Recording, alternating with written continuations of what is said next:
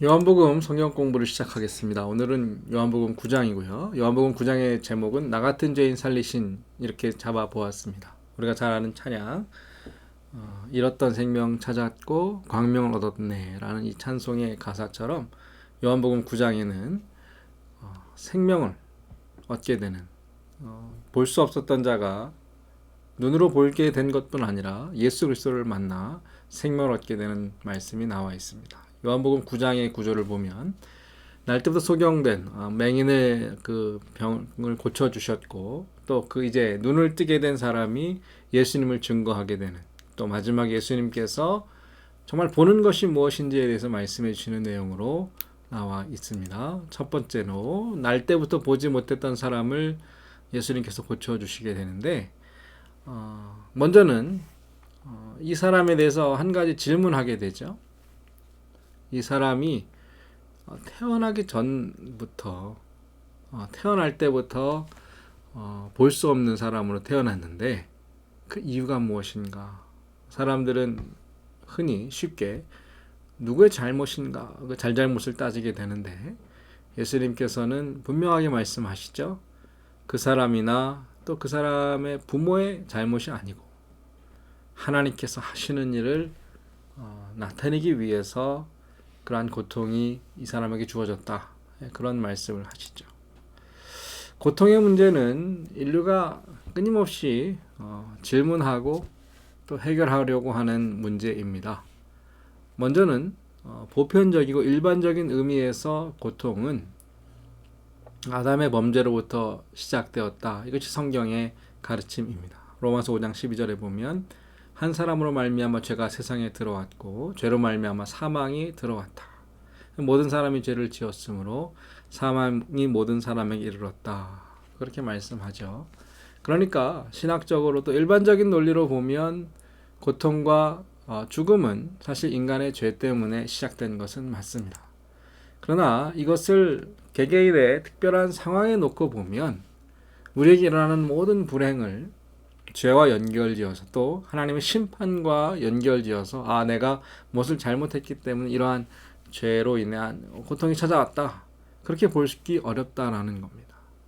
왜냐하면 하나님께서는 긍휼과 자비와 은혜가 풍성하시기 때문에 우리가 잘못했다고 해서 즉시 그 잘못에 대해서 심판하시는 분은 아니시죠.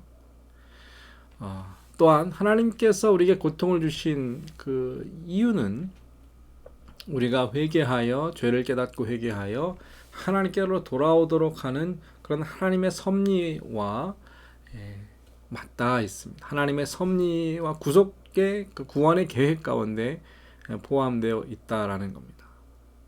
그러니까 성경에 보면 많은 경우에 우리가 이 고통의 문제를 다 이해할 수 없고 정확하게 답을 주지 못할 때가 많이 있습니다.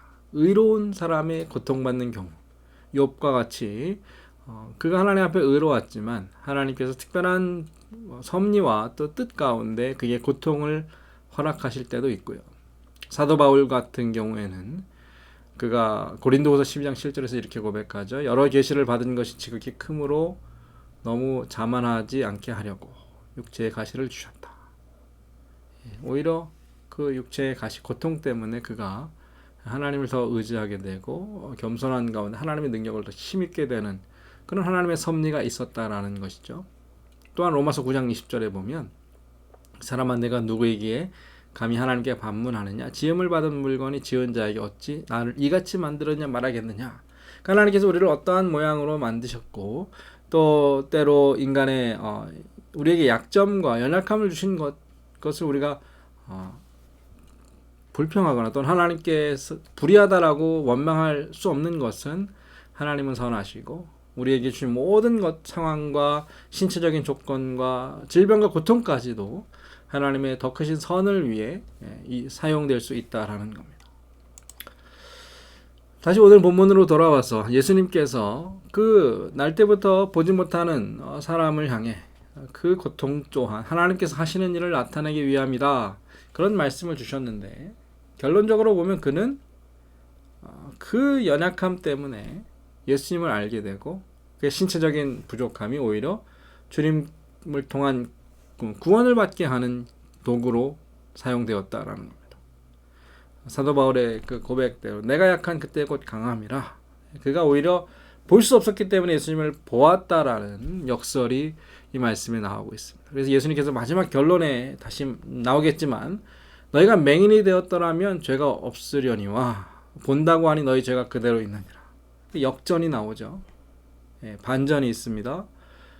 보지 못한 자는 예수님을 보았고 또 스스로 볼 수 있다라고 생각했던 사람은 예수님을 만나지 못하는 그러한 일이 나타나게 됩니다.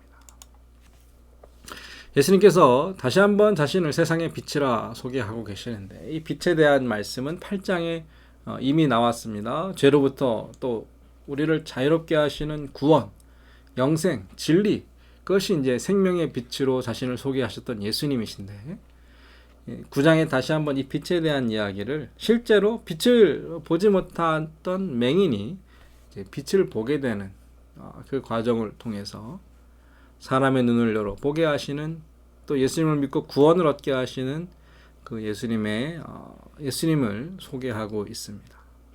예수님이 우리에게 빛을 주시고 그 빛은 예수님을 볼 수 있고 또 생명을 볼 수 있는 그러한 참 빛이 되는 것이죠. 이 맹인을 고치시는 예수님의 그 행동이 좀 특별한데 어떻게 고치셨나요? 땅에 침을 뱉어 진흙을 이겨 눈에 바르셨습니다. 그리고는 실로암 못에 가서 씻으라 그렇게 말씀하셨죠. 왜 그렇게 하셨을까요? 이것이 표적이라고 우리가 요한복음에서 계속 말씀하고 있는데 표적은 무엇이죠? 사인입니다. 예수님을 가리키는 또 예수님을 통해 생명을 구원 하나님께로 인도하는 것이 표적입니다. 인간은 어리석고 영적으로 어리석고 미련하기 때문에 예수님을 볼 수 없고 하나님의 구원을 우리가 알 수 없는데 이 앞을 볼 수 없는 이 맹인에게 예수님께서 이러한 행동들을 통해서 눈에 있는 것들이 벗겨지고 또 보지 못했던 자가 보게 되는. 그래서 예수님께서 나에게 어떠한 일을 하셨구나. 그 일을 통해서 내가 보게 되었구나. 그리고 그렇게 이러한 일들을 행하신 분이 바로 나에게 빛을 보여주신 그분이다라는 것을 알게 됩니다. 예수님께서 전에도 침을 사용하신 사례가 나오더라고요. 마가복음 7장에 보니까 귀먹고 말을 더듬는 자를 예수님께 데리고 오시니까 예수님께서 그 사람을 따로 데리고 무리를 떠나서 손가락을 그 양귀에 넣고 침을 뱉어 그의 혀에 손을 대시니까 똑바로 말하고 들을 수 있게 됐다. 또 마가복음 8장 23절에 보면 이때도 맹인의 손을 붙잡으시고 마을 밖으로 데리고 나가서 눈에 침을 뱉으시며 그에게 안수하시고 무엇이 보이느냐 물으셨다. 이렇게 나오는데 예수님께서 물론 말씀으로도 고치시고 말씀만 하면 뭐 병이 낫는 그러한 일들도 있었지만 또 이러한 경우에는 그 사람이 이해할 수 있도록 또 알 수 있도록 또 그가 순종하고 따를 수 있도록 어떤 행동들을 통해서 예수님께서 조금씩 그를 믿음의 길로 구원으로 인도하시는 것을 보게 됩니다. 특별히 침을 뱉은 일보다 이 진흙을 이겨 눈에 바르신 그것을 맹인 이 눈을 뜨게 된 이 사람이 더 많이 이야기해요. 이 진흙이라는 것이 흙이라는 것이 사실은 우리가 지음받은 출발 아닙니까? 인간이 하나님께서 인간을 만드실 때 땅에 흙을 빚으시고 생기를 불어넣어 우리가 이제 살아있는 존재가 되었는데 사실 이게 이제 어떤 상징적으로 맹인의 눈을 가리고 있던 진흙 같은 것을 이제 씻어 버리니까 볼 수 있게 되었잖아요. 우리도 우리 눈을 가리고 있는 것을 이제 다 제거해 버리고 이것이 벗어져야 참 빛을 볼 수 있다. 이러한 상징적인 의미가 그에 담겨져 있다. 그렇게 이야기할 수 있고요. 사도 바울 같은 경우는 다메섹으로 가는 길에서 예수님을 만났을 때 눈이 멀어버렸죠. 그런데 그 눈을 이제 아나니아가 안수하고 기도하니까 그 사울의 눈에서 비늘 같은 것이 벗어져서 다시 보게 되었다. 이러한 말씀이 나옵니다. 오늘 등장하는 이 사람은 예수님께서 진흙을 이제 눈에 이렇게 발라주신 이것을 이제 실제로 그때는 볼 수 없었지만 이것을 느낄 수 있고 알 수 있었습니다. 그러면서 이제 나중에 그가 자신이 구원받은 사실을 이제 증거할 때도 이 이야기를 자꾸만 합니다. 그가 경험한 일이죠. 그가 잊을 수 없는 실제로 예수님께서 그 몸에 손을 대시고 하신 그 행동들 행위들을 다 느끼고 보았다라는 겁니다. 그러니까 자기가 경험한 것은 확실히 증거할 수 있고 무슨 일이 있었는지를 말할 수 있습니다. 그리고 그 모든 것을 하신 분이 예수님이신 것을 그가 이야기할 수 있었는데 이처럼 표적은 가나 혼인잔치나 오병이어처럼 그 하인들이 실제로 물을 떠다 주었고 또 한 아이가 가지고 온 그 작은 음식 그 도시락을 나눠 주었고 만져지고 보여지고 느낄 수 있었던 것 그러나 그 모든 기적을 통해 하나님을 나타내주는 표적이 되었다라는 겁니다. 우리 일상에서 일어나는 사소한 일들 가운데 우리가 느끼고 경험하고 보고 듣는 그 일상 속에서도 하나님은 일하시는데 그 우리가 경험한 작은 것을 우리가 증거하면 그것이 곧 하나님을 증거하는 것이 될 수 있습니다.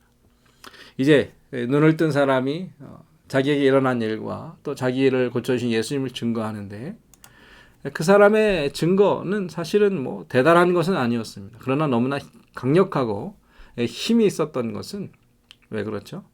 사실이기 때문입니다. 그가 실제로 경험한 그에게 일어난 부인할 수 없는 사실이 힘이 있었습니다. 그리고 더 나아가서 보지 못했던 사람이 볼 수 있게 된 이것은 하나님의 능력이 아니면 도무지 일어날 수 없다라는 것을 당시의 유대인들은 모두가 다 알고 있었던 것입니다.